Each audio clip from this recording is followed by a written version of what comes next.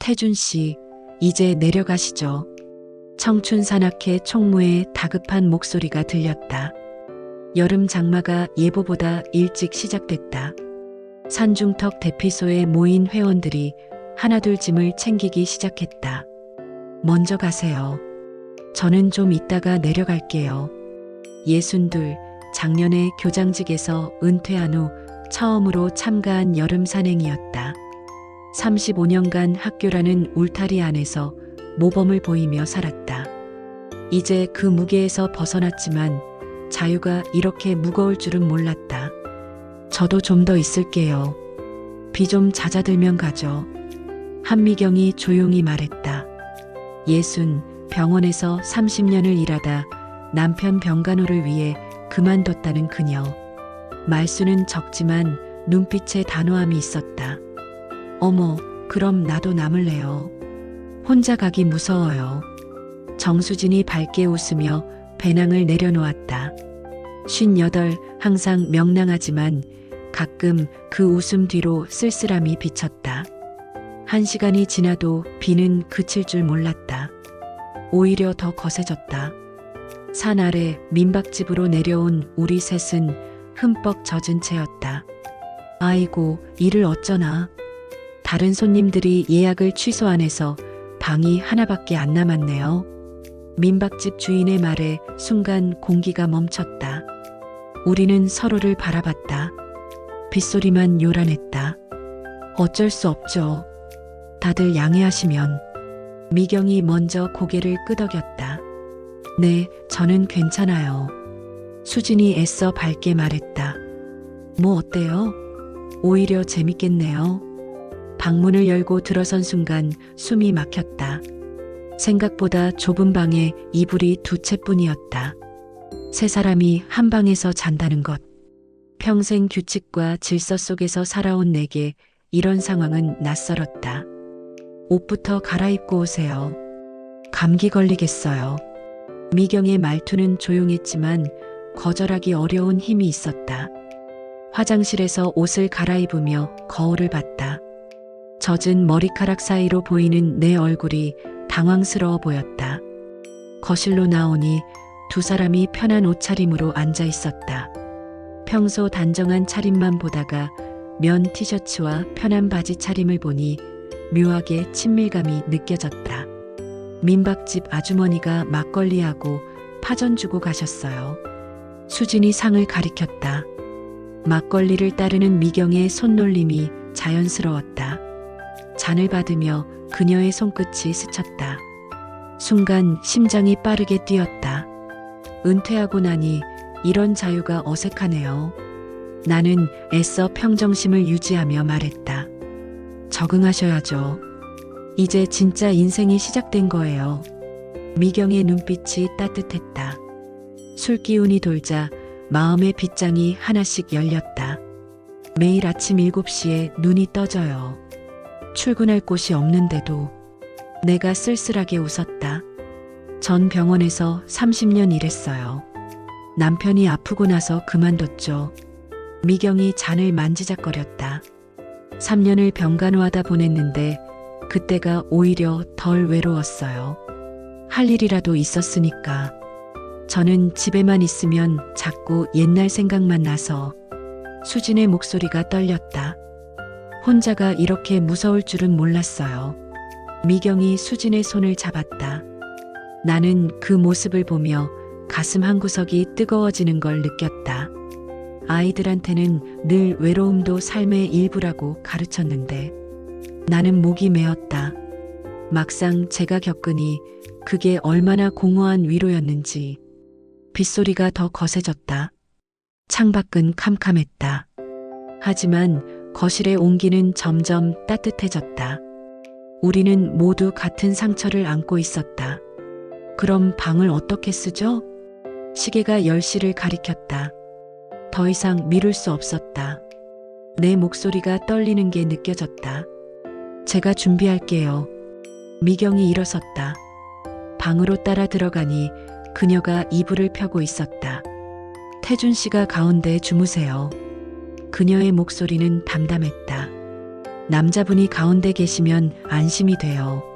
아니, 그래도 내 얼굴이 뜨거워졌다. 거실은 너무 추워요.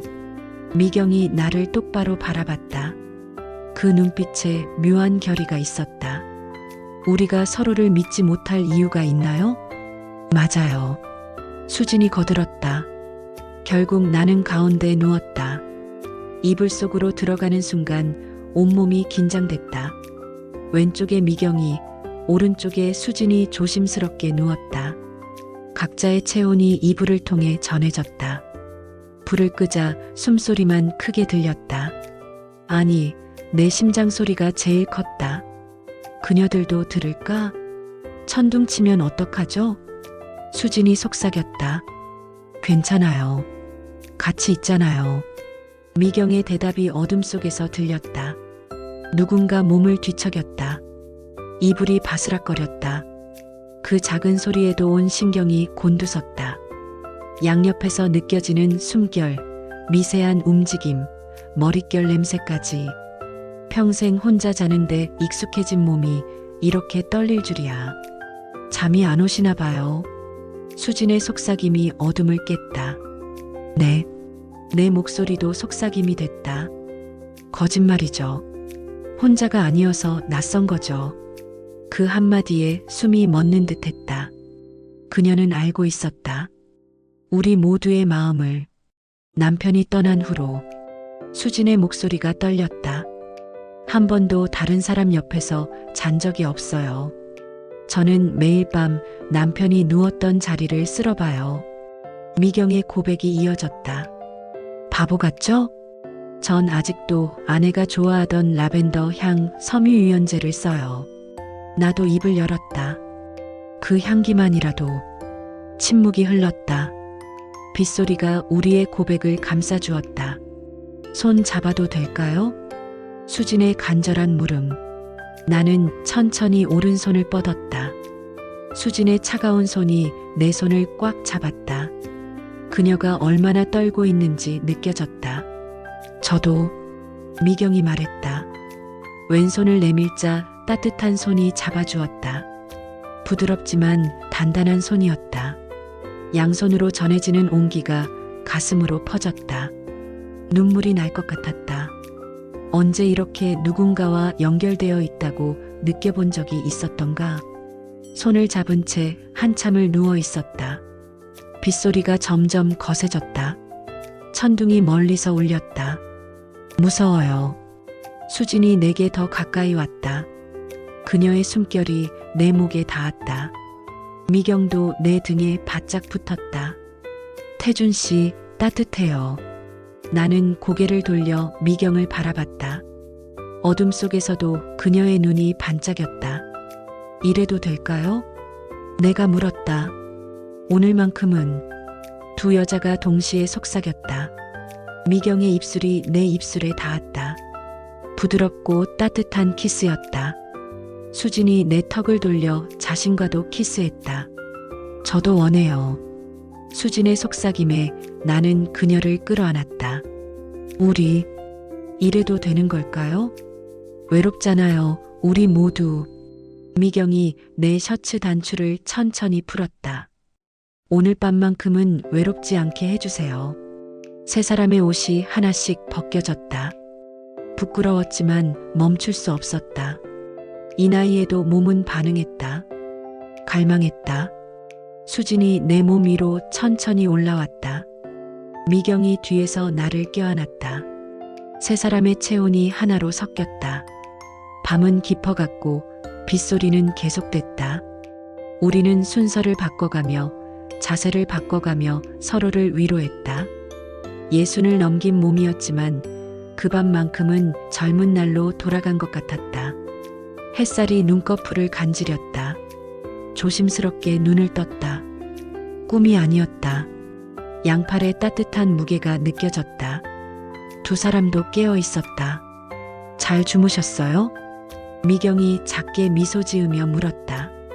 네, 정말 오랜만에 푹 잤어요.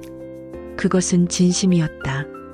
은퇴 후 매일 새벽에 깨던 불면의 밤들이 거짓말 같았다. 수진이 얼굴을 붉히며 일어나 앉았다. 어젯밤 너무 부끄러운 것 같아요. 부끄러울 것 없어요. 미경이 수진의 손을 잡았다. 우리 모두 원했잖아요. 솔직했던 거예요. 나는 두 사람을 번갈아 바라봤다. 후회하세요? 아니요. 두 사람이 동시에 대답했다. 오히려 살아있다는 걸 느꼈어요. 수진이 말했다. 저도요. 오랜만에 여자로 느껴졌어요.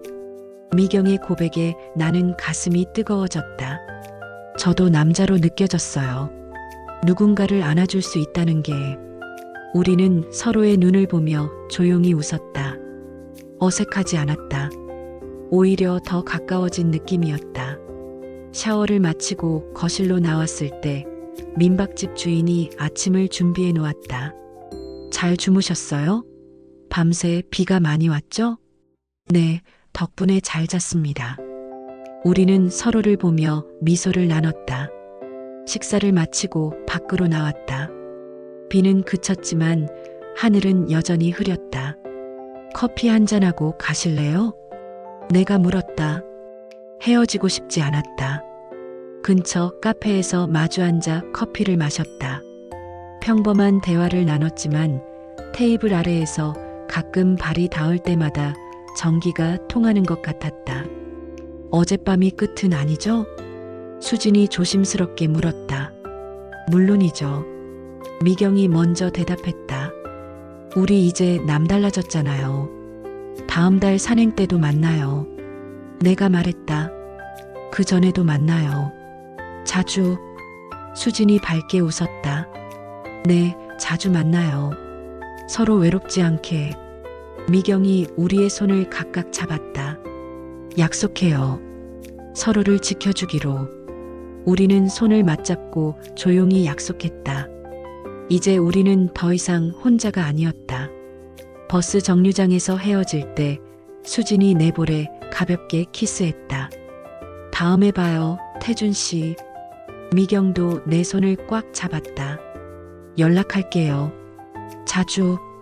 각자의 버스에 올랐다. 창밖으로 서로에게 손을 흔들었다. 집으로 돌아오는 내내 입가의 미소가 떠나지 않았다.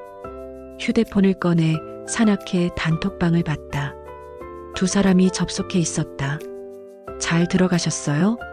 미경의 메시지가 떴다. 네, 덕분에 좋은 시간이었어요. 내가 답장을 보냈다. 다음엔 비 안 와도 같이 있어요. 수진의 메시지에 우리는 모두 웃음 이모티콘을 보냈다. 창밖을 보니 다시 구름이 몰려오고 있었다. 또 비가 올 것 같았다. 가슴이 두근거렸다.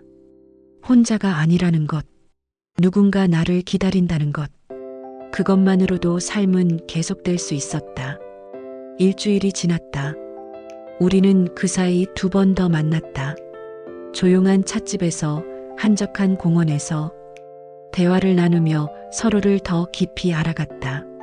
이번 주말에 저희 집으로 올래요? 미경이 제안했다. 2분 다요. 저녁 해드릴게요. 괜찮을까요? 수진이 걱정스럽게 물었다. 이웃들이 뭐라 하면 상관없어요. 우린 친구잖아요. 미경이 단호하게 말했다. 그리고 친구 이상이기도 하고. 그 말에 우리는 모두 미소를 지었다. 토요일 저녁 미경의 집에 도착했다. 깔끔하게 정돈된 아파트였다. 저녁 식사는 따뜻했다. 미경이 직접 만든 요리들이 상을 가득 채웠다. 맛있어요. 오랜만에 이렇게 정성스러운 음식을 먹네요. 내가 감탄하며 말했다. 해줄 사람이 있으니 좋아요. 미경이 수줍게 웃었다. 식사 후 거실에서 와인을 마셨다. 부드러운 재즈 음악이 흘렀다. 춤출래요? 수진이 내게 손을 내밀었다. 전 춤을 잘 못 추는데. 저도요. 그냥 흔들면 돼요. 우리는 거실에서 천천히 몸을 흔들었다. 수진의 몸이 내게 밀착됐다. 그녀의 향기가 코를 간지렸다. 태준 씨. 네. 오늘 밤도 함께 있고 싶어요. 나는 고개를 끄덕였다. 미경도 우리에게 다가왔다. 저도요. 오늘은 제 침대에서 침실로 들어갔다. 넓은 침대가 우리를 기다리고 있었다. 이번에는 서두르지 않았다. 천천히 옷을 벗기며 서로의 몸을 탐색했다. 주름진 피부, 처진 살. 하지만 그 모든 게 아름다웠다. 예뻐요. 내가 미경의 몸을 쓰다듬으며 말했다. 거짓말. 진심이에요. 당신들 모두. 수진이 내 셔츠를 벗겼다. 우리는 침대 위에서 천천히 하나가 됐다. 지난번보다 더 깊이, 더 진하게. 미경이 먼저 신음을 흘렸다. 수진이 그 모습을 보며 흥분했다. 나는 두 사람을 번갈아 안으며 이 순간을 만끽했다. 더 해요. 수진이 속삭였다. 나는 그녀가 원하는 대로 움직였다. 미경이 뒤에서 나를 끌어안았다. 세 사람의 땀이 섞이고 숨이 섞이고 신음이 섞였다. 절정의 순간 우리는 동시에 황홀함에 올랐다. 한참을 그렇게 얽혀 있다가 우리는 나란히 누웠다. 행복해요. 수진이 말했다. 저도요. 미경이 내 가슴에 얼굴을 묻었다. 태준 씨는요? 물론이죠.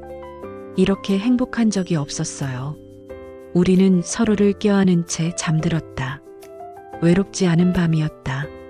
새벽에 깼을 때 두 사람이 여전히 내 양옆에 있었다. 꿈이 아니었다. 나는 조용히 미소 지었다. 깼어요? 미경이 눈을 떴다. 네, 화장실 좀.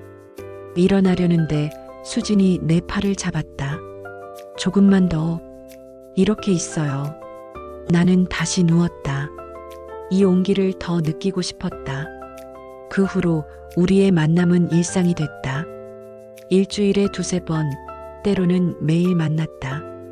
누군가의 집에서 저녁을 함께 먹고 차를 마시고 때로는 밤을 함께 보냈다. 이웃들이 눈치챈 것 같아요. 어느 날 수진이 걱정스럽게 말했다. 아래층 아줌마가 저한테 물어봤어요.